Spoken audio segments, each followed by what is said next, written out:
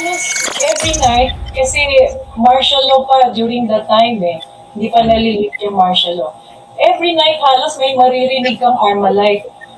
Nagrarak-rak ng gano'n, no? Tapos, kinabukasan, merong body na makikita doon sa madilim na bahagi ng highway. Maraming mga incidents ng mga gano'n. Yun ang totoong EJK. At hanggang ngayon. At hindi lang siya drug user at drug dependent, drug addict, pati yung buong pamilya. In fact, nagalit nga si Senator Amy, di ba? Kasi inaalok yung mga anak niya ng drug. Oh, bakit hindi na ako kakasuhan? Kasuhan mo na nila si Senadora Amy Marcos. Sabihin, totoo. Titingnan natin yung mga survey. Wala pong problema si Vice President Sara sa survey, no? Kasi pumapalo sa mga 60% ang approval rating at trust rating ni Sara sa Visayas and Mindanao. Wala ho tayong mahabang pag-uusapan, former secretary mga ka-update, sinabak ho netong admin ni Marcos Jr. Eto daw ang naging dahilan niya mga ka-update. Ikinuwento ho kasi netong si former secretary Mabel Acosta ang nangyari. Marami daw hong kabalbalan na nangyayari dyan sa gobyerno ni Marcos Jr. Kaya biglaan daw ho siyang sinibak. Isa pa mga ka-update, inappoint daw ho siya ni FPRRD. Para nga naman mga ka-update, kung sakali nga naman mga ka-update na may gawin itong administrasyon ni Marcos Jr. na paglilipat ng pera, pagnanakaw, pambubulsa, lahat-lahat kaya ho nilang pagtakpan. Kaya ho sila, marami daw ho silang pinalitan dyan. Isa pa, pag-uusapan din ho natin dito ang paglantad ni former Sec Acosta, yung totoong EJK sa panahon ho ng dictatorship ng ama ni Marcos Jr. Ito hong kay FPRRD mga kapatid, hindi ho natin masasabi na EJK yan dahil ano hong pipiliin nyo? Tanong ko lang ho sa inyo mga kapatid. Araw-araw na may namamatay na kriminal o araw-araw na may namamatay na inosenteng tao? Tanong ko lang ho yan sa inyo. Dahil mga kapatid, nakita naman na ho natin na yung mga runner, yung mga pusher, ginagawa ho nilang santo.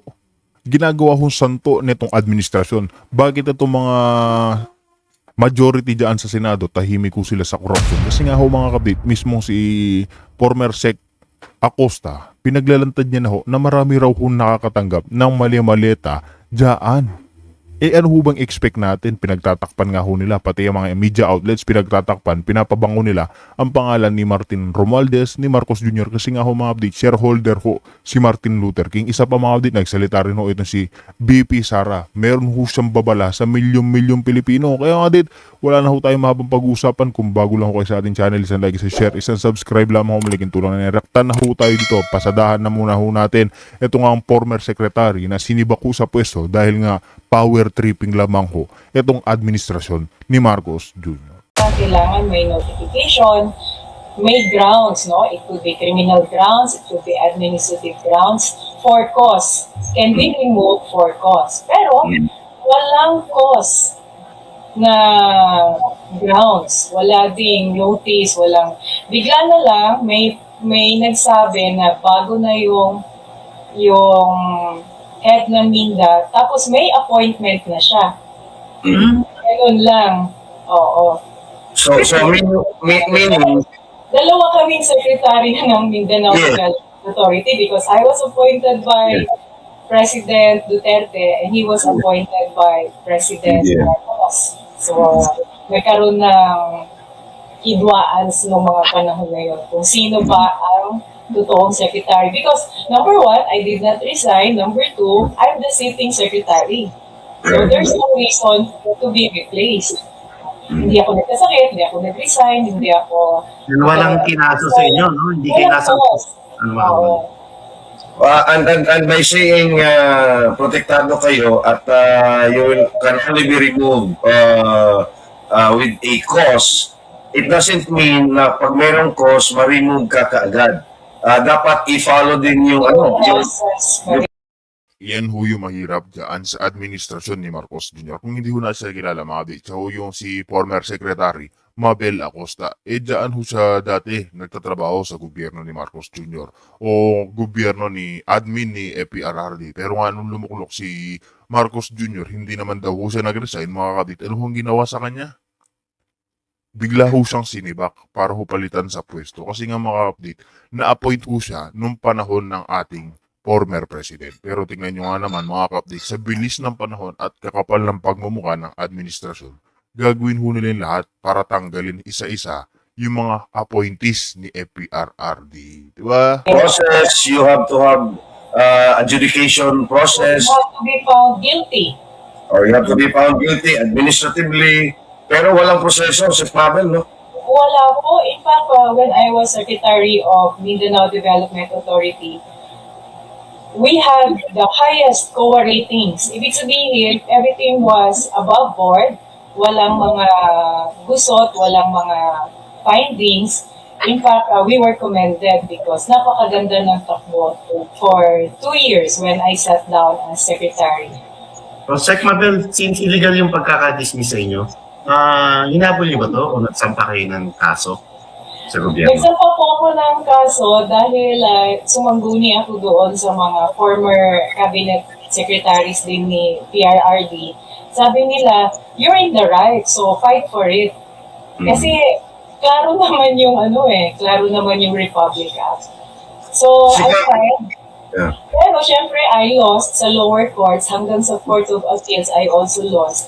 Kasi ang sabi naman ng lawyer ko, alam mo ma'am, sa lower courts, usually, matatalo talaga. Yeah. Makaabot pa yan ng Supreme Court. Kasi daw yung lower courts, ano pa yan, politicized because they want to be promoted. They want I mean, reality check ha, ganun daw po yung sitwasyon. Pero pagdating daw sa Supreme Court, ang mga judges na daw or justices doon will want their legacy preserved. Ayaw na nilang madumisan yung kanilang pangalan kasi nasa tutok na sila ng career nila. So, susundin daw talaga nila yung letter and intent of the law, which is Republic Act 9996. So, it takes time, no? Ganyan talaga ang justisya dito sa Pilipinas, talaga pahirapan. Yeah, Sec Now, Mabel, to be based on specific, my experience, sabi ko, Opo. Sec, to be specific, ma'am, sino ang kinasuhan niyo rito? yung umupong secretary na appointed by BBM, which is Mr. Leo Magno. Is this a current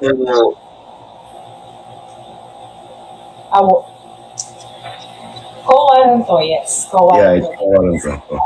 Sec Mabel, uupo, na meron pang nakaupo. Yeah.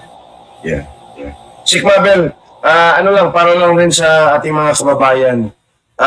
You said kanina na kaya ka pinalitan ng isang BBM appointee dahil nga iba na yung administration. Ano ba talaga yung nature ng Mindanao Development Authority? At bakit nila persado na pinalitan yung isang sitting chairman na ikaw yon? Bakit ba, ano ba ang influence at ano bang trabaho ng Yunda chair? Ako ma'am, sorry, sundutin lang natin yung what made the Marcoses or the Marcos administration interested to take over the position. No? Yeah. Kasi parating ang elections, midterm elections that time. And siguro gusto nila na may poste sila doon. Tapos nasa Davao pa talaga yung office ng Mindanao Development Authority. At hindi na maganda yung relasyon ni BBM at saka ni VP Sara. Ayan mga kabito, totoo yan, naniniwala ko dyan na kasi pinalitan ho siya para nga naman may, kung yung ipapalit nilang another secretary mga kabit, kakuntsaba na ho nila, kahit na may gawin ho sila kabalbalan, wala hong sasabihin itong kanilang ipapalit. Hindi ho katulad na itong si former secretary Mabel Acosta mga kabit, na pag merong ginawang kabalbalan yung administrasyon ni Marcos Jr. na pagtatakpan, ito pwede ho siya magsalita. Kaya ang ginawa ho sa kanya, agad ho siyang tinanggal sa pwesto. At lalo na mga ka-update, hindi rin magkasundo ito si BP Sara at si Marcos Jr. Diba? Nakita naman na ho natin yan. Alam na ho ng milyon-bilyon Pilipino yung ginagawang panggigipit ng Marcos administration sa mga Duterte. Isipin niyo ho yan yung tatay ho nila pinalabing sa libingan ng mga bayani. Tapos anong ginawa ng admin ni Ngagba? Ipinatapon niya ho sa dahig ICC. itong nagpalibing sa tatay niya, diktador. Ganyan ho kawalang hiya pag gumagamit ng mga white powder. So siguro they wanted a hold somehow kasi hindi nila mahawakan yung Davao City mismo. Yung according to Section 3 of the Mindanao Development Authority Act, RA 9996, ang trabaho ng Mindanao Development Authority is to integrate the development of the entire Mindanao. So island-wide yung approach. Ibig sabihin, kung ano man ang mga development ng bawat probinsya, syudad, municipality, i-coordinate natin such that magtutulungan ang mga regions, ang mga provinces para matugunan ang needs ng bawat isa. Kasi ang Mindanao ay napakalaki. Yeah. At napakaraming probinsya at it's tri-people. Ibig sabihin, merong lumad, may Muslim, may Christian. So, ganun ang kanyang may bundok, may coastal, may flatlands. Napaka-challenging ng Mindanao. Pero maganda rin sa Mindanao, hindi naman siya masyadong inaabot ng bagyo, except lately may mga freak typhoons na rin talaga, probably because of climate change. Ayan, isa pa ho yan. Tingnan nyo, pagdating ho sa Davao mga kapit, kahit yung mga media outlets, kahit konting-konting balita lang ho na mabanggit yung Davao, irerepta ho o isisentro ho nila dyan sa Davao City kung saan yung pamumuno ni, alam niyo na, Mayor Baste, na mga Duterte. Ganyan ho sila katindi. Tsaka tingnan nyo naman kung saan nag-iimbestiga yung mga alipores ni Tambaluslos. Di ba? Sila Vince Dizon, sila Benji Magalong, sa ano sila nagpupunta? Sa Davao. Bakit sa Ilocos mga ka-update? Nag-iimbestiga ho ba sila? Nag-iimbestiga ho sila dyan yung mga, natatandaan nyo yung mga, ano hong tawag dito mga ka-update, yung patayuan ho sana ng malalaking, kalimutan ho natin kung ano yun, pero meron ng litrato doon si Vince Dizon at may video na na-delay lang daw ho. Di ba? Pero yung nakasulat doon sa malaking papel, mga kapdate, na complete project na. Yan ho, tingnan nyo, nag-imbestiga, tapos napahiya. Pero pag sa Davao sila, kakalkalin ho nila kahit yung pinakabundok. May makita lamang ho sila sa mga Duterte. Mayaman ang Mindanao sa natural resources, lalo na sa agriculture. Did you know that Mindanao produces 40% of the agricultural needs of the country? Ganun kalaki ang pinuproduce ng Mindanao. Mula sa prutas, gulay, hanggang sa bigas. Marami po. Kaya pag binabagyo ang Luzon at Visayas, tumataas ang presyo dito sa Mindanao kasi hinuhuli ng mga traders from Luzon and Visayas yung mga agricultural products. Honey. Oh, so Sec Mabel, di ba? Napalitan kayo. Ganyan ka importante ang Mindanao Development Authority when it comes to integration of development. Kasi kausap mo lahat ang mga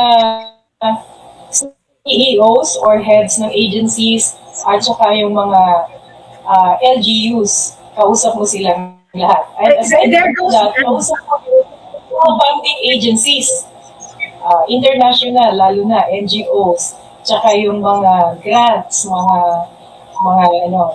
grants at saka mga loans from Japan, Korea, at There goes the answer.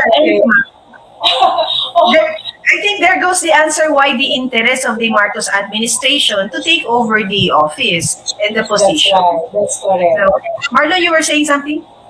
Hindi, yun nga, paano ho nagamit ng administrasyong ito yung tanggapan ng Mindanao Development Authority sa nakalipas na midterm elections? Oo. Kasi bago mag-midterm elections, kampanya muna, di ba? At bago kampanya, nag-pre-campaign na. In fact, the whole year and the year before that, campaign season na yun. Siguro, hindi nila ako mautusan, kaya gumawa sila ng sarili nilang head na mautusan nila, barkada nila. Yun yung nagpapagather sa Bisaya, magpatapok, no, di ba? Sir Igby, magpatapok og mga tao. Oo, para pagdating ng presidente, merong audience, no? That is one. Another is, kukuha ng listahan ng mga tao para bibigyan ng ayuda, tulad ng AX, Tupad, at iba pa, no? So, yun. Kailangan kasi meron silang maipakita sa presidente na tao at saka listahan, tsaka warm bodies. Yung mga ganun. And Ang do you, yun kasi ang MINDA is about sustainable development. Kaya nga siya gumawa ng Republic Act, yung Congress that time, which was signed by former President Gloria Macapagal Arroyo, is to insulate this agency from politics. Hindi dapat siya nagagamit sa mga ganyan. Kasi meron tayong mga commitment sa mga funding agencies, sa mga NGOs, sa mga international organizations. Hindi siya dapat napapasukan ng politika. I'm going there, no? Madam Secretary. Madam Secretary, I'm going to go there first before we go into the politics of Minda, no? And the personalities involved.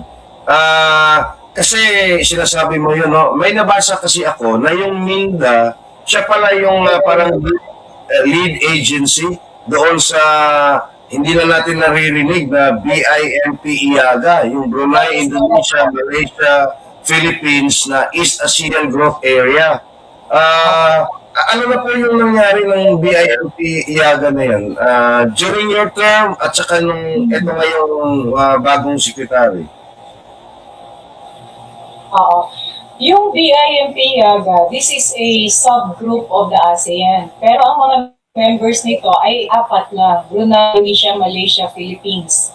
East ASEAN Growth Area. Ibig sabihin, sa 4 na countries na yon, kung saan yung area na mas nangangailangan ng development, yun ang mga member. Tulad ng Mindanao. Doon naman sa iba, kung ano naman yung mga developing areas nila doon. Although, syempre, yung Brunei, dahil napakaliit ng Brunei, entire Brunei pa rin. So, ang ginagawa doon is nag-uusap-usap yung 4 countries na yon under the BIMP IAGA kung paano magkaroon ng cultural at saka trade ng mga exchanges, no? Para mas lalo pang paintingin ang kultura at saka commercial relations natin dito. So, yun ang role ng BIMP IAGA. Noong panahon ni President Duterte, medyo nag-lie-low because of the COVID pandemic, di ba? Coordinating agency kasi ang MINDA, so kailangan nagmi-meeting parate, nagko-coordinate parate, nagpa-facilitate kung ano yung mga projects for what province or what region.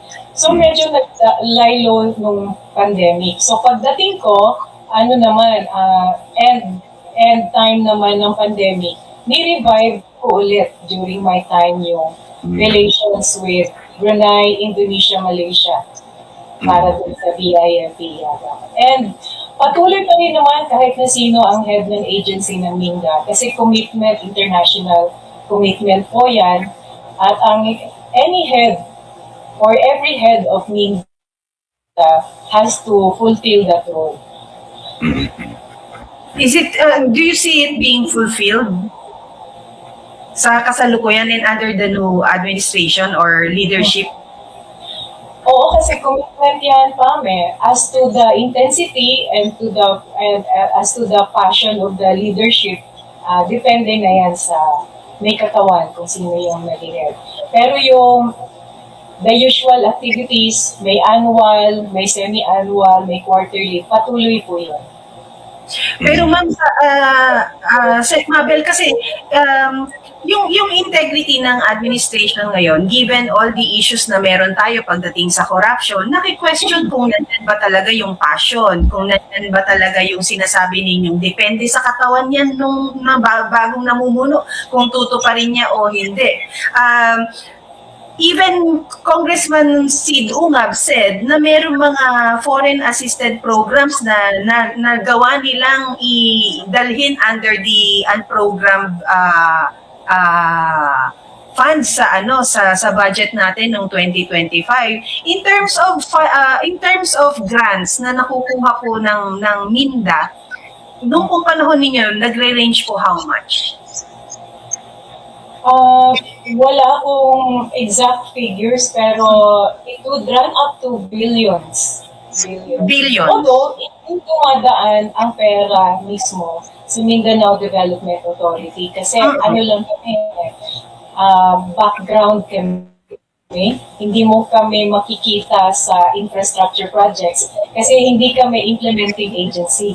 What we do is integration, coordination, facilitation, gano'n. Pero yung sabihin mo may hawak kaming pera ng agency, hindi po. Ang nag-uusap tungkol sa funding ay national agency pa rin at saka yung international funding agencies. So kung ano yung kumpas ng national government, yun ang susundin ng MINDA at yun ang tutulungan namin yung mga funders tulad ng yung or kaya studies kung hindi man funding ng project. Kaya mga kabit, imposible rin kung walang alam yung executive pag dyan tungkol sa budget. Kaya katulad nito sinasabi ni Marcos Jr., nagmamaang-maangan. Pag nagsasalita si Andy Claire, nagmamaang-maangan na walang alam yung presidente dyan sa nakawan. Imposible ho yan. Ayan ho mga kapit, galing na ho yan sa former secretary ng gobyerno. Di ba? Siya na ho yung diretsahan naglalantad ng kabalbalan ng administrasyon. Pero wala ho, tahimik pa rin ho sila. Pilit pa rin ho nila ipagtatakpan niyang si Luther King at si Marcos Jr. Yung studies at saka trainings, for example, yung JICA, this is the arm of Japan. COICA, ito naman yung arm ng Korea. Korea. So may mga at because of this, nagagather namin lahat ng mga stakeholders in one meeting or in one setup at napapag-usapan lahat. Kasi may tendency kasi, Pam, na kung ano yung gusto ng agency, yun ang masusunod. But during my time, I wanted na kung ano yung kailangan ng region, probinsya, LGU, yun ang matugunan. Diba? Kasi pag pinabayaan mo lang sila, baka mamaya puro women and children na advocacy ang ma-push. Pero hindi pala yun ang pangangailangan nila.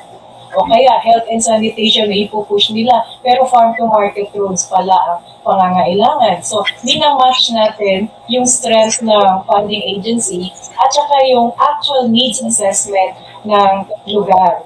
Pwedeng regional yung need, pwedeng Mindanao-wide, pwedeng LGU lang, irrigation talaga yung kanila kasi farming community sila. So yan po yung trabaho ng Mindanao Development Authority. Sec, Kaya ma'am, po- bilang dating MINDA chair po, no? And alam ko hanggang ngayon patuloy kayo nakipag-ugnayan sa mga kababayan natin sa Mindanao. Ano po ang sa tingin yung nararamdaman ngayon ng majority population sa Mindanao region hinggil sa kalagayan pampolitika naman dito sa Pilipinas? Particular ho, yung nangyayaring kaguluhan dito sa Maynila. Opo, kung titingnan natin yung mga survey, wala pong problema si Vice President Sara sa survey, no? Kasi pumapalo sa mga 60% ang approval rating at trust rating ni Sara sa Visayas and Mindanao. At this is across all kinds of surveys. So, maganda ang feedback kay, at saka ang sympathy din doon kay Vice President Sara Duterte. At syempre, marami rin ang ayaw sa present administration. In fact, yung term na bangag, talagang lantaran ginagamit ng mga tao dito to refer to this administration. Tapos meron isang well-meaning friend na nagsabi sa akin na, Mabel, huwag kang gumamit ng bangag-bangag, lalo na sa social media. Baka makulong ka, baka pag-initan ka, din sa ito. Eh si Amy Marcos nga mismo, yung senadora nga mismo, na kapatid ng presidente, ang nagsabi na drug user siya. Mula pa sa kabataan. Tama naman mga kabit, kahit na magpa-survey dyan, Luzon, Visayas, Mindanao. Tingnan niyo ho kung paano aalagwa itong si VP Sara. Ito naman si Marcos, literal na wala na ho yan, bagsak na ho. Lagi na lang ho negative. Isa pa, tsaka yung pagtawag na bangag dyan kay Marcos Jr., saan mo ba galing yan? Sa kapatid niya naman ho, di ba, nilaglag siya ni Sen Aimee na gumagamit siya, yung anak niya, at siyang asawa niya. Di ba? Kanya at hanggang ngayon. At hindi lang siya drug user, at drug dependent, drug addict, pati ang buong pamilya. In fact, nagalit nga si Senator Aimee, di ba? Kasi inaalok yung mga anak niya ng drug. Bakit hindi na ako kakasuhan? Kasuhan mo na nila si Senadora Aimee Marcos. Sabihin, totoo. Totoo, drug addict yung president. Sec, Sec, I have to dovetail with Marlon's question, no? Ano po ba yung reaction ng Mindanao, the people of Mindanao, when on February 18, no, to the surprise of everyone, nagdeklara ang isang Vice President Inday Sara na tatakbo siya bilang Pangulo, pero wala namang taon. Ano po yung Ang saya. reaction? Ang saya-saya. Open for interpretation. Masaya tayo na nag-declare si bus system, yung waste to energy, at iba pa, no? Yung mga best practices na Japan. Kasi gusto natin ma-implement yon sa lungsod ng Davao. So, doon nagka-idea si Mayor Sara that time to have high priority bus system sa Davao. Which later on, nung naging presidente si PRRD, naging region, Davao region na instead of Davao City lang. Kasi kung Davao City lang ang may high priority bus system, medyo alanganin. So, ginawang Davao region na. At pinondongan na. Supposed to be may counterpart ang national government, may counterpart ang funding agency, at may counterpart din ang local government units. No? So, ang nangyari, walang pondo, hindi pinondohan kahit may commitment na, may pirmahan na at lahat.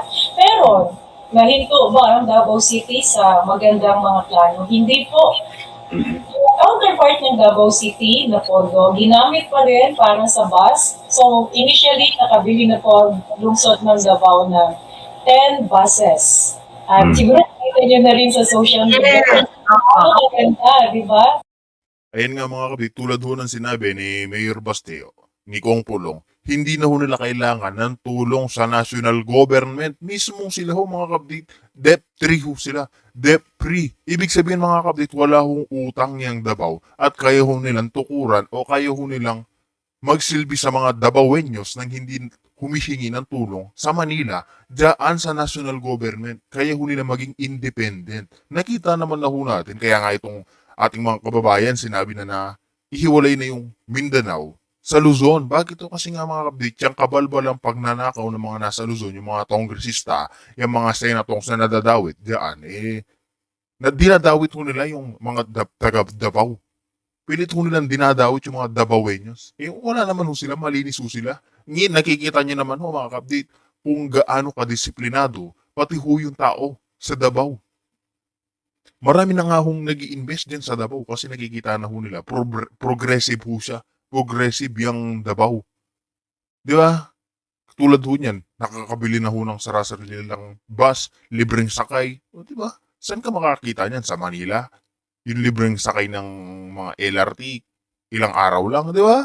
Ang gano'n na efficient. So ngayon, libre sakay because pinaplan siya ng local government yung mga concerns, yung mga stops, at saka yung mga time, at iba pa. Pero kung sana nasunod yun, alam niyo sa Japan, kaya sila efficient, nag-uusap yung computer ng bus at saka yung computer ng central station. So, pag nag-signal yung bus na, medyo nalilate ako or ganito ang traffic dito.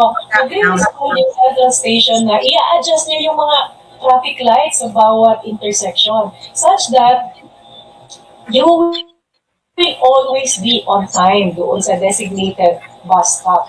Ganun sana yung ideal. Kaya siya tinawag na high priority bus system. Ibig sabihin, among other pedestrians or cars in the city, bibigyan parati ng priority yung bus na makapasok, makakross sa intersection so that it's always on time.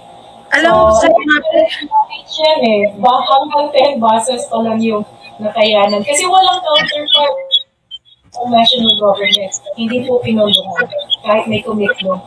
actually, sa habang nakakabilib yung bus, Ay, sige, Pam. hindi ako, nakakabilib, just to compare kasi po nakakabilib yung bus system na yan na meron ngayon sa Davao. Because kami po na nandito sa Maynila, I don't know about you, Marlon, wala ho ako nakikitang love bus na supposedly mas pinondohan because proyekto ito dapat ng Pangulo. Pero ito tayo sa local government dyan sa Davao, na-implement nila ng maayos at sinasabi po ninyo na merong command center na kapag sabing, alam niyo po yun, I believe Sec Mabel, at alam kong kagagaling nyo lang din na nag-travel abroad, and I know you've seen a lot, no? Na naikukumpara natin yung transport system sa ibang bansa dito sa atin. Even, sabi naman natin na bus man yon o train system man yon, makikita natin, may halimbawa, madidelay, may announcement sa, let's say, yung waiting areas, may announcement, your bus is delayed or your train is delayed for 5 minutes. May announcement, yung tao, alam nila yung ine-expect nila. Dito po, sa Davao, pag nakikita namin yung post ng pages nila Mayor Baste, and yung mga public information offices ng mga pages, nakakabilib because here I've never seen a love bus along EDSA, to be honest also. And EDSA, wala din tamang, nakikita niyo po na nandiyan kayo napapanood sa mga news kung gaano ho ang sakripisyo ng mga commuters pagdating sa MRT. Nakikita niyo po yun. So, nakakabilib lang na nagagawa ng maayos, but dito on national level na mas malaki ang pondo dapat, hindi humagawa ng maayos. So, kung bakit successful sa Davao pagdating sa ganyan?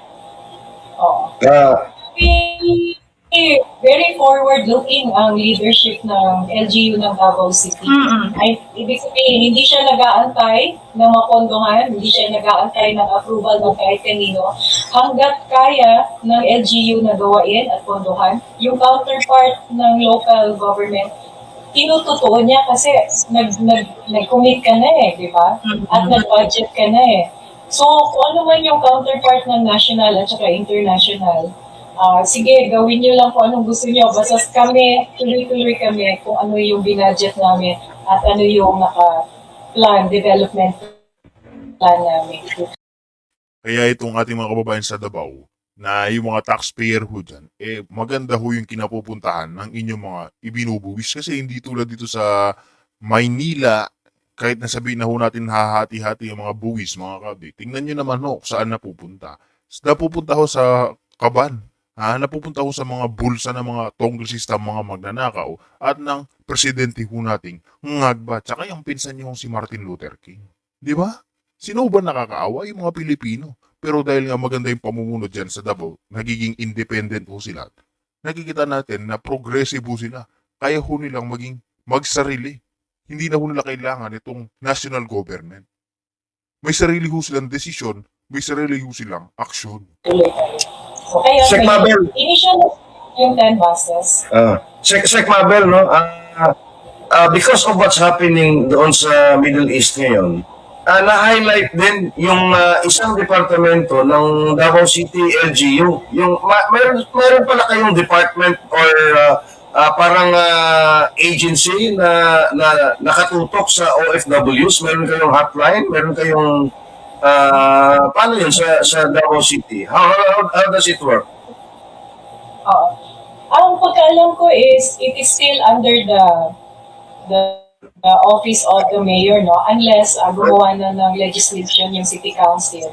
Okay. Pero yes, meron talagang nakatutok sa mga OFW. And gusto ko lang din i-share na nung panahon ni President Duterte, when he was mayor of Davao City, meron na siyang tinatawag na deputy mayors, tribal mayors, way ahead of the local government code na nagsasabi na dapat may representation ang lahat when it comes to governance. May ganun sa local government code of 1991.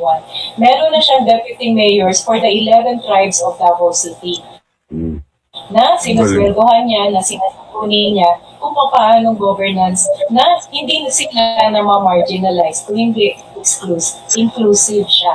So, isa yun. Pangalawa, yung concern ng mga Muslim brothers and sisters natin na Ramadan at saka yung Ramadan, yun yung fasting, no? Every after Ramadan, nagbibigay ang mayor ng pagkain doon sa mga poor communities para meron silang iftar. At every other end of the Ramadan season, meron din yung celebration, yung Eid al-Fitr, para New Year yan sa kanila, sa religion nila ng Islam. And isa pa ang gusto kong banggitin yung Mecca, yung kanilang pagpunta doon sa Mecca, yung Hajj nila every year, no? Sinusuportahan din yan ni Mayor Duterte when he was mayor. Ibig sabihin, alam ni Mayor Rudy Duterte ang mga bagay na importante sa tao.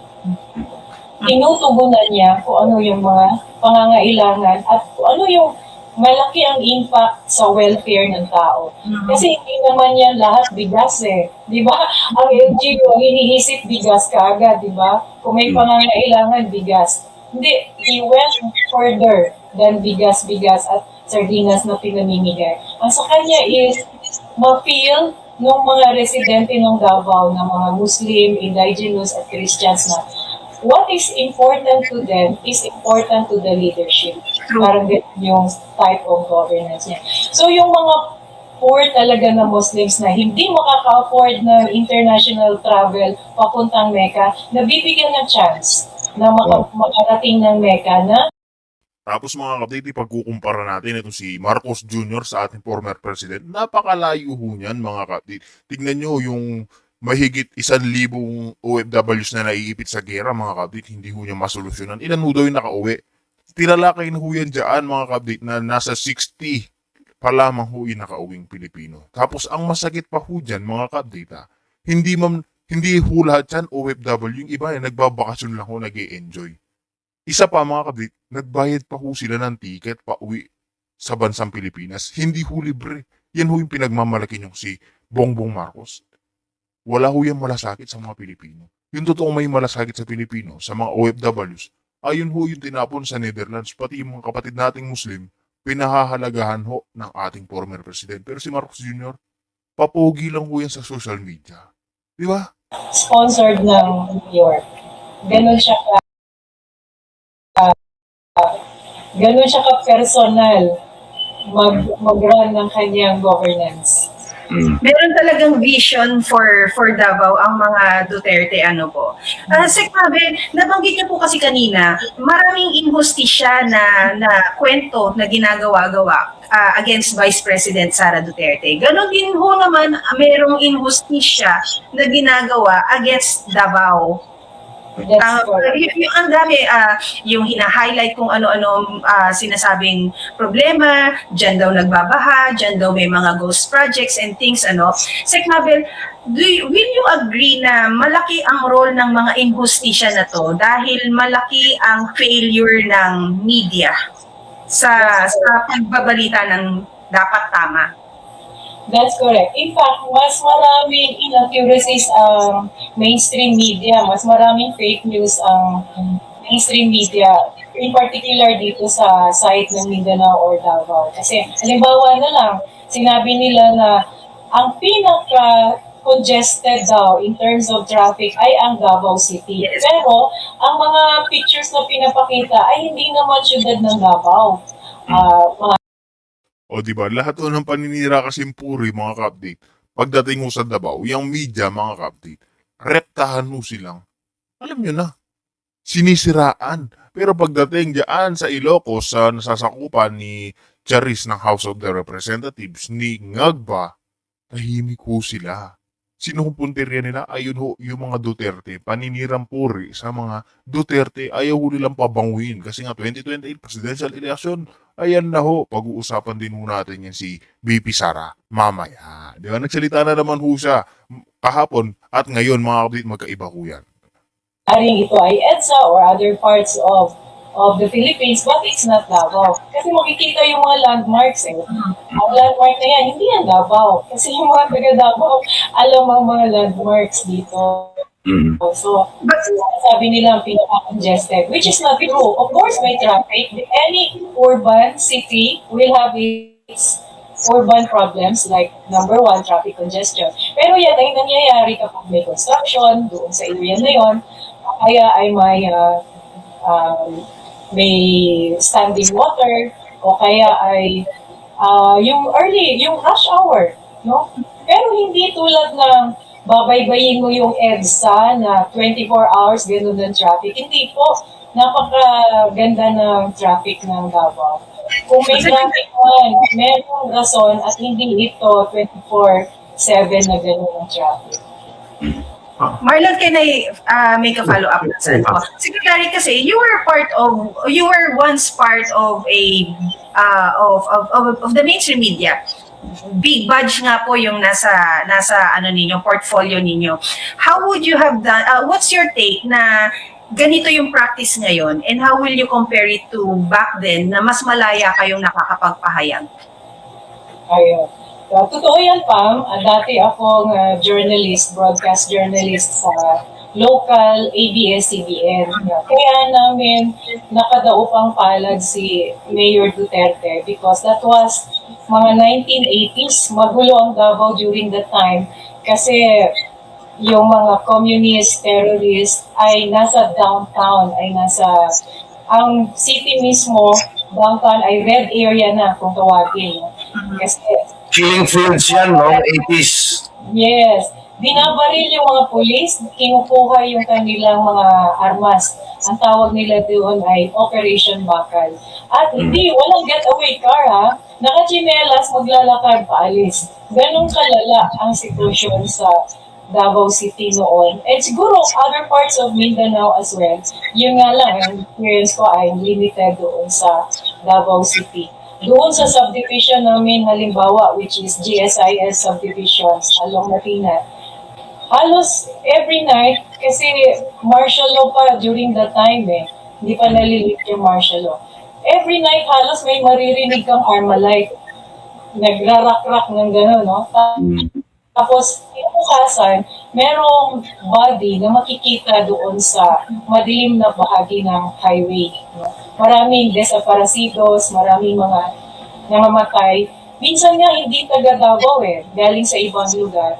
So, maraming mga incidents ng mga gano'n. Yun ang totoong EJK. Yun ang totoong mass murder. Yun ang totoong, ano yun? Sabi nilang, Crimes of humanity. humanity. Kasi walang hustisya yun, wala talagang proseso. At inosente yung mga yun. Yung siguro Ayan ho, yung kapanahunan ho niya ng tatay ni Marcos na diktador, yan ho yung totoong EJK. Literal na mga inosenteng buhay ho yung pinatatahimik nila. Ano ho bang gusto nyo mga kapatid? Tatalungin ko lang ho kayo. Ano ho bang gusto nyo? Yung araw-araw na may namamatay na kriminal? O yung may araw-araw na namamatay na isang inosenteng tao? Bata, matanda, lahat ho. Tanong ko lang yan sa inyo mga kapatid. Mamili ho kayo. Anong gusto nyong pamumuno? Etong kay Marcos Jr. o yung kay FPRRD? Di ba? Yan lang ho yung malaking katanungan sa ating mga kababayan. pamalan ka lang o kaya nakapag-bigcast ka ng something against the government, wala, maliligpit ka talaga. So yun yung mga panahon na na-experience namin, yung generation namin, kung gaano kagulo ang lungsod ng Davao. Pero nung dumating si Mayor Duterte, di ba nagkaroon ng EDSA Revolution at si Cory ay naging presidente because of that EDSA Revolution. Nag-appoint siya ng mga leaders ng bawat LGU. Pinagtatanggal yung mga Marcos ng mga tao at pinalitan ng mga Cory ng mga tao. At isa si Mayor Rudy that time na in-appoint as Vice Mayor of Davao City. Prosecutor siya noon, naging Vice Mayor siya. Actually, inalok yun kay Nanay Suling, mother ni President Duterte, no? Si Soledad Duterte. Kasi active siya doon sa Yellow Friday. Active siya, masibasig yun sa mga injustice, magrarally yun, sasama yun sa mga movement to express kung ano man yung mga galit doon sa Marcos administration, martial law, human rights, mga ganun. Pero ayaw ni Nanay Suling kasi gusto niya civilian lang siya. So sabi niya, bakit hindi na lang yung anak ko, si Rodrigo Duterte, na abogado? So ang in-appoint was Rodrigo Duterte as acting vice mayor. So nung nagkaroon na ng elections after that, naging mayor na siya, tumakbo na siya as mayor. And he really served Davao City all these years. Niligpit niya yung mga kriminal, niligpit niya yung mga EJK, niligpit niya yung mga scalawags, at naging maunlad ang Davao City because of that. Nung naging mayor si Opo, Sec Mabel, nung naging mayor si Tatay Digong, malaya ba ang media nun na nakakapag-cover? Yes po. Alam mo, ito si Mayor Roding ang pinaka-open-minded sa lahat. Hindi siya nagsasabi na, oy, tumahimik ka, or, oy, etong pera, tumahimik. Yan mga kapatid, kung babalikan ho kasi natin si FPRRD, sinabi niya na rin ho kahit na natatandaan niyo nung katatapos lang ho ng kampanya, nanalo na ho siya noon mga kapatid. Gusto, dahil nga hindi naman ho magkasundo si FPRRD at si former VP Leni Robredo noong kapanahunan na iyon, may mga nagsasabi ng mga reporter, mga journalist na hindi niyo ho ba ipag-i-impeach si Leni Robredo dahil nga ganyan-ganyan.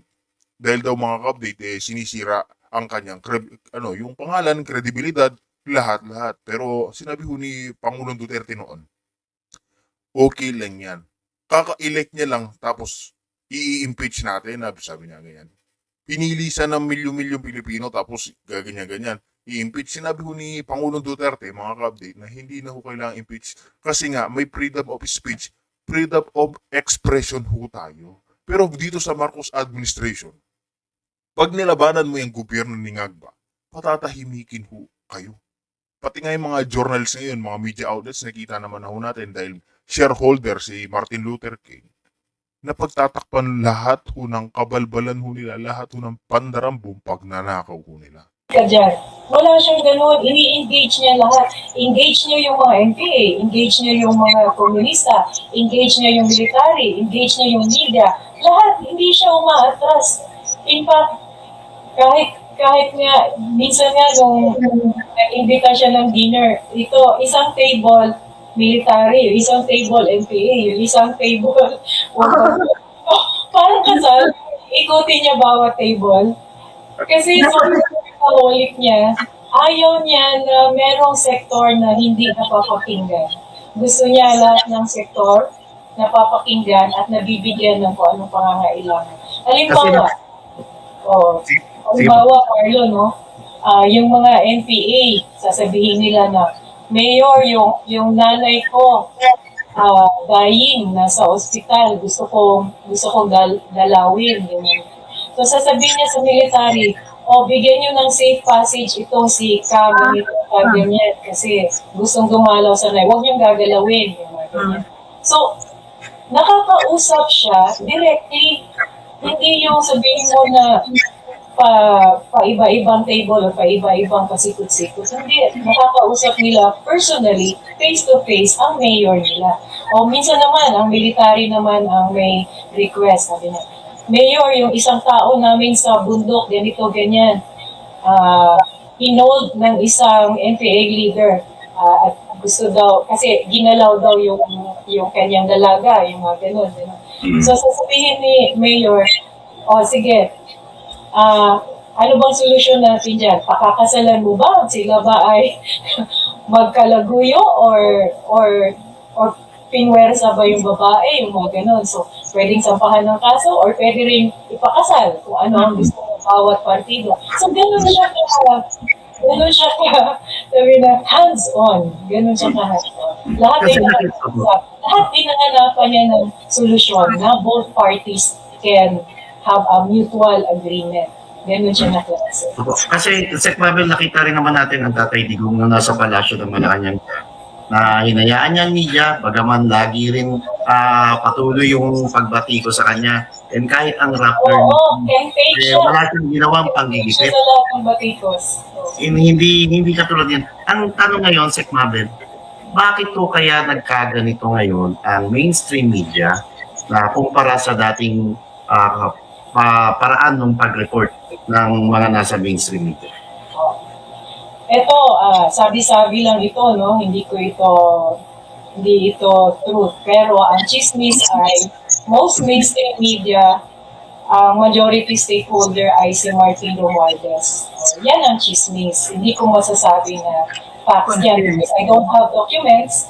Wala akong so huwag niyo akong kakasuhan ng libel or anything. Ang sinasabi ko lang, there are allegations that majority shares are owned by Martin Romualdez and other cohorts of Martin Romualdez. Kaya, syempre, you do not bite the hand that feeds you. No? So siguro yung reporter, kahit may sarili siyang paninindigan at meron siyang sariling pananaw, pero upper management says, do not touch Martin Romualdez, or do not touch this, or do not touch that. So they have somehow to comply doon sa management. So naaawa rin ako in a way doon sa mga young journalists especially, who really want to speak their mind. Pero dahil hindi opinion nila ang binabayaran, kung hindi yung journalistic work nila to cover what was assigned to them, so yun ang nangyayari. Naiipit din sila sa totoo lang. Sik Mabel, no? Yeah. Sik, Madam Secretary, punta tayo sa ibang topic, no? Kasi ikaw po ay may asawa na former AFP officer, no? Isang kapitan, isang piloto, no? Yeah. At nakita ko po, ang pangalan niya doon sa napakaraming mga retired AFP personnel na nag-manifest of support doon sa 18 Marines, no? Or 18 former AFP personnel na naging security detail ni Zaldico at ngayon nga ay embroiled in a legal battle at hinahabla na nga sila. Ano po ba ang sentimento ng isang Mabel Sunga Acosta doon sa mga military men natin na yon, knowing na ikaw din bahagi ng media na asawa ng isang active officer of the military. Pakipahayag po, ano ba yung nag-udyok ng asawa mo na magpirma doon sa manifesto?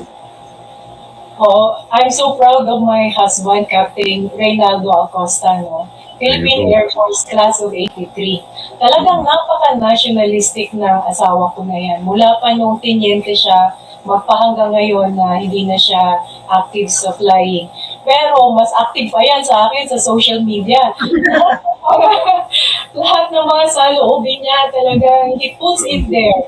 Kaya tuwang-tuwa siya na itong mga ex-Marines at mga ex-military na who came out to say the truth na talagang naghahatid sila ng bilyon-bilyon put in a maleta para kay Zaldico, para kay Marcos, para kay Martin Romualdez. Natutuwa siya na nanindigan itong mga ex-AFP members na ito. Kasi siguro kung nangyari itong kaguluhan na to nung bata-bata pa siya at active siya in service, malamang kasama siya sa mga magre-rebelde, magmamanifest. Hindi lang siguro manifest, baka uudyukin pa niya yung mga kasama niya na tama na, sobra na to. So nakakatuwa kasi nung panahon na ako ay active sa broadcast journalism sa local ABS-CBN, sila naman yung mga tenyente during the time na magulo ang Davao City. So, siya yung pilot, ako yung nagpo-cover ng balita at si Mayor Duterte ang passenger. Wow. Kami doon sa mga lugar na magulo. Halimbawa, magbabar down ang minahan doon sa Davao Oriental or Davao del Norte. Pupuntahan yun ni Mayor Duterte kahit labas na ng Davao City. Kasi madalas siya tinutulak ng mga LGU na mag-head ng Regional Peace and Order Council. Ibig sabihin, hindi lang Davao City yung concern niya, buong Davao region na. So, sasakay kami ng helicopter ng Air Force, i-inspectionin namin yung tragedy doon. Minsan naman yung away naman sa Davao del Sur between NPA at saka military. Davao del Sur, kay ano yan? Kay Bato, Senator Bato. In fact, nagko-coordinate si Senator Bato at saka si Lieutenant Acosta at that time. Through radyo, sasabihin ni Senator Bato, nandito yung mga kalaban. Magre-respond naman yung Air Force na, sige, saan ba yung mga grids natin dyan? Ano bang landmark natin? Mag-prepare kayo ng landing sites and ganyan. So, nagko-coordinate sila during the time. Kaya, magkaibigan yan si Senator Bato at saka si Captain Acosta. Kasi marami ito tungkol sa insurgency campaign dito sa Davao Region. Sek Mabel, dun ba nasabi ni Captain na love is in the air? Siguro Kasalukuyan, kakasabot ko ng helicopter, kakakover ng event, at siya ang pilot, at si Mayor ang kasama. Ang nangyari, nagkatuluyan kami, yung broadcaster at saka yung piloto na Air Force. At ang nagkasal sa amin at ninong namin ay si Mayor Duterte. At hindi lang yan nangyari sa amin. Most of the police, military, Coast Guard, those serving in the armed forces, nagiging ninong sa kasal si Mayor Duterte. At wala siyang hinihindian. Pag sinabing, Mayor, pwede ka bang maging ninong namin? Ay, oo, tuwang-tuwa yun pag ginawa siyang ninong. Maraming nakapag-asawa ng taga-Davao sa military service. Ito yung tinatawag pa na totoong crash landing on you. Hindi crash, not crash. Pwede, sir. Hindi kasi, Na parang naririnig kong tumatawa si Captain Sala. dito yung husband ko eh. So, yung mga Bisaya, sasabihin nila, Captain Reed. Captain Reed din yung sa crash landing on you. Kasi ng Bisaya, di ba? Captain Reed, Captain Reed. Nagiging yung ano tuloy siya na Captain Reed. Kaya nung nauso yung crash landing on you, pinanood niya yung teleserye. Kaya mahilig sa love story eh. Pero pag naman sa military service, sabi ko niya. Natapos niya yung crash landing on you. Parang naririnig ko po si Capri sa may sala ninyo na nagbablush at kinikilig, ano. Capri, alam namin, nagmo-monitor ka. Hello po sa inyo. Mas pag yun kaysa sa akin sa social media. Oh, it's been a while, no? We last saw you, ma'am, campaign period. Ano po, hindi na kami muling nakabalik pa. So, hopefully soon, no? Lalo na araw ng Davao ngayon. Ang araw ng Davao sa Davao, hindi araw, it's month celebration. Pero ang highlight is March 1 to March 16. So pwede po kayo kumabol, halina kayo. Salamat. Sek Mabel, kayo po ba, gusto niyo po bang muling balikan na kayo po ay makapaglingkod local, national? Ano po ang plano natin sa paparating na 2028? Ako naman ay open ako sa public service kasi ever since yan talaga ang aking leaning, no? Kahit nung estudyante ako, student leader ako, kahit nung nasa alaga pa ako, nasa broadcast media ako, which is also a form of public service. At naging counselor ako ng Davao City for 18 years. And then I also served as Secretary of Mindanao Development Authority for more than 2 years. Bago ako kinick out, kumbaga.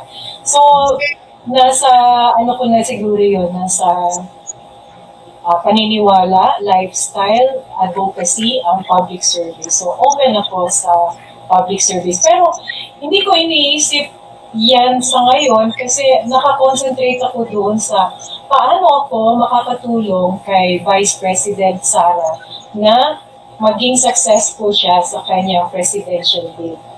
Ayaw ko na may mangyaring masama kay VP. Dinidepensahan ko siya kapag siya ay binabanatan.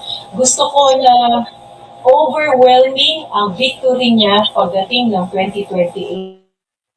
Such that kahit anong daya ang gagawin nila, namamanipulate nila ang election. Kasi nakikipagsambatan sila sa mga IT experts kung sino man ang may hawak. So, kahit dayain nila, overwhelming pa rin ang kanyang mandate na hindi nila magdagdag bawas yung boto. Yun ang priority ko. Sek Mabel, sa 2028, nandun na si VP Sara, she's now the president. Ibigay niya sa inyong muli ang Minda. Pero by that time po kasi naka-fixed term pa po yung nakaupo ngayon, ano po, by the time na 2028, siya pa rin supposedly, kung ang sinasabi ng RA 9996, po ba, sa kanya pa rin ang posisyon. Pero ibalik sa inyo, will you say yes? Open ako sa idea kasi marami na akong plano na nakaset for the entire 6 years sana. Pero nautot. Ayaw kung mangyari ulit na ang Mindanao Development Authority ay maging kasangkapan ng politika such that yun ang nag-coordinate, hindi ng development kung hindi nag-coordinate ng ayuda. Biruin mo pa, bilyon-bilyon ang binigay sa Mindanao na ang nakatanggap ay mga individuals na nakalista na hindi natin alam kung ano ang kanilang tunay na sitwasyon. Sila ba ay talagang nangangailangan or sila ay mga political supporters kaya sila binigyan ng sobra-sobrang bilyon-bilyon. Na it could have been funding for Mindanao Railway. Mas maganda yon kasi mas malaki at mas malakas ang impact sa buong island. Kasi yung mga goods from north to south, mabababa pa lalo yung presyo kasi nakakatawid. No? Meron kasing area sa Mindanao na mayaman sa fishing naman yung kanila. Yung parte naman ng Mindanao na agriculture naman, mga gulay. May isang part naman, tulad ng Bukidnon halimbawa, ang daming baka doon. No? May isang area naman na ang daming IT experts na pwedeng gumawa ng program kung paano na yung harvest ay hindi masira kung hindi yung logistically makarating sa dapat nila marating na destination. So, yun sana ang ginagawa at ipagpatuloy ng Minda. Hindi yung magsisip-sip sa leadership para mamigay ng ayuda. Napakalungkot. Kasi kailangan talaga pa ng Mindanao na sustainable na development para hindi na tayo bumalik doon sa mga years na sobrang napabayaan ang Mindanao. In fact, dati 1% ang bumabalik sa Mindanao sa 40% na binibigay niya sa buong bansa. Ni 1% yata muna noon ay walang natatanggap ang Mindanao kasi ang development ay parating na infrastructure parating na sa Luzon. Sheikh Mabel, no, ang dami pa nating pag-uusapan. Sana makabalik ka sa programa na ito, no, and we will be more than happy to guest you again. Pero on a lighter and not just lighter but on a very serious note, no, yung araw ng buong buwan halos yan ng Marso. Okay? Pero yung Marso din is also Women's Month. Yes. Seeing the number of women, no, na nasa posisyon ngayon, powerful position in government, at nakikita natin ano yung kanilang mga yung iba allegedly may mga luxury goods, na hindi naman katumbas doon sa kanilang income. Ano na ho ba yung tingin mo bilang isang babae, no, na who was in the front line nung kasagsagan ng giyera dyan sa insurgency? Ano ba, may nag-evolve ba yung women in government ngayon and women in public service? Pagdating doon sa mga kababaihan na mahilig sa luxury items tulad ng nabanggit mo, hindi ako makarelate kasi hindi ko ma-afford yan yung mga ganyan.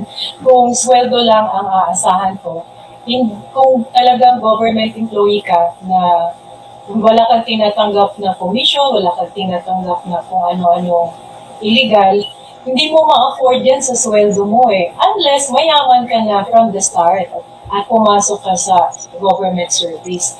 Kaya hindi ako makarelate kasi kung ano lang yung kaya ko, yun lang ang bibili. Kung meron man nagbibigay sa akin ng mga mamahalin or mga luxury items, which is hindi pangkaraniwan, syempre tatanggapin ko kasi kilala ko yung nagbibigay. Pero yung sabihin mo na ako mismo, galing sa sweldo ko, bibili na magkano ba ang mga mamahaling bag? Mga 1 milyon? Mga price, mga high. Ayan, tulad ho niyan, nakita niyo ho si Benny Boy Dila, mga ka-update, na meron ho siyang relo na kung hindi tayo nagkakamali, RM ho ata yun, Richard Mille, tapos nagkakahalaga na post nga ho yan dyan sa social media na around 20 million pesos. Isipin niyo yung sahod ng congressman, tapos mabibili niya ho yung ganyang kalaki o ganyang kamahal na relos. Nakakapagtaka na ho yun. Ibig sabihin, tumatanggap ho ng mali-mali. Kaya nga dito susunod na ho natin itong naging pahayag ni BP Sara, meron ho siyang mensahe sa ating mga kababayan. Kaya nga dito, react na rin ho tayo dito.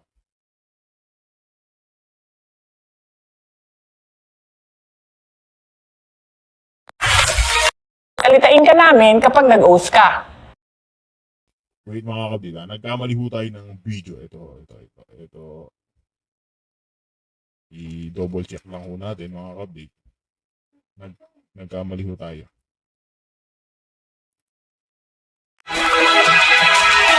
Ilaw ka ninyong tanan. Magandang araw sa inyo lahat. Marami sa atin ang nag-aalala. Patuloy ang pagtaas ng presyo ng mga pangunahing bilihin at kasabay ng pagtaas ng presyo ng langis, mas matindi ang magiging hirap. Binibilang ng mga magulang ang bawat piso at marami sa atin ang nag-aalala sa susunod na mangyayari. Nais kong ipaalam sa inyo, hindi kayo nag-iisa. Tayong lahat ay dadaan sa paghihirap na ito.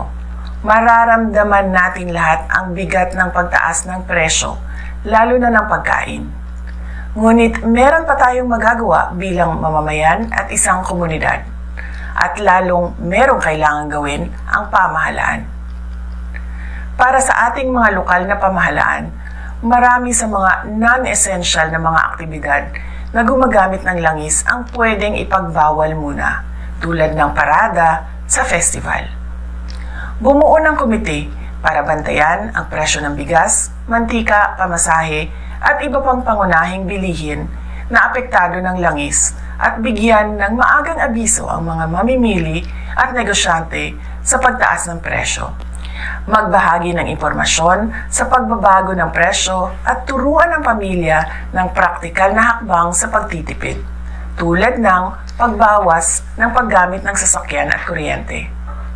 Palakasin ang suporta sa lokal na magsasaka at maliliit na supplier upang mabawasan umasa sa imported na produkto para makapagbigay ito ng buffer sa biglaang pagtaas ng presyo. Magpalabas ng mga orders sa pagtitipid sa LGU na susundin ng lahat ng opisina kasama na ng barangay. Bilang individual na mamamayan, ang mga sumusunod ay iilan lamang sa mga pwedeng gawin na makakatulong sa ating pamilya.